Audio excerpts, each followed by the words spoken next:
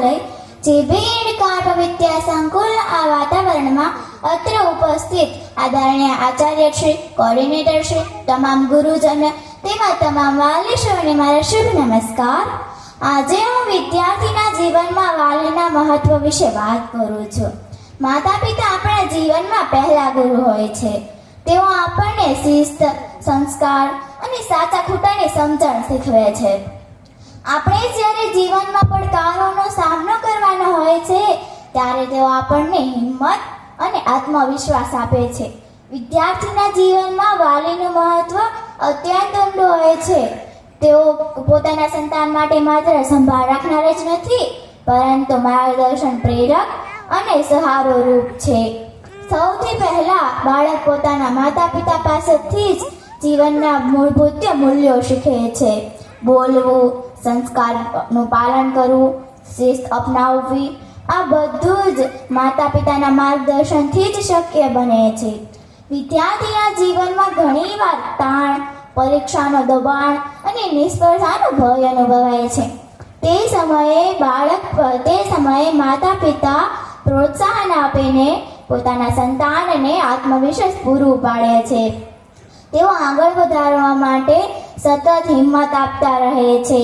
શિક્ષણ માટે જરૂરી ફી, પુસ્તકો અને અન્ય જરૂરિયાતો પૂરી કરવા માટે તેઓ નિરંતર મહેનત કરતા રહે છે. આર્થિક સહાય વગર સંતાનનું શિક્ષણ અધૂરું રહી શકે છે. માતા પિતા પોતે ઈમાનદારી,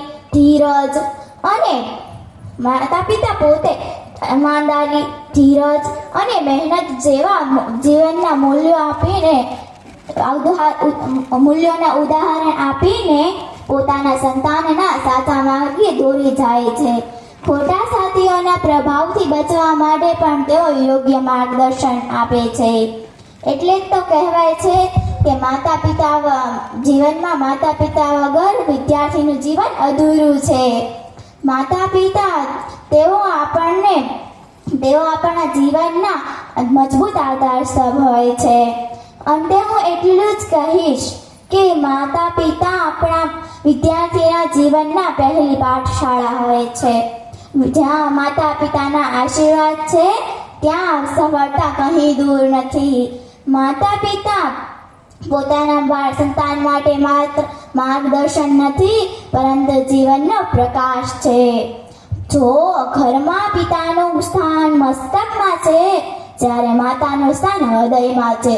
મસ્તક ઘર ચલાવે છે, જ્યારે હૃદય ઘર ટકાવે છે. એટલે જ તો કહેવાય છે માતૃદેવો ભવ, પિતૃદેવો ભવ. આભાર.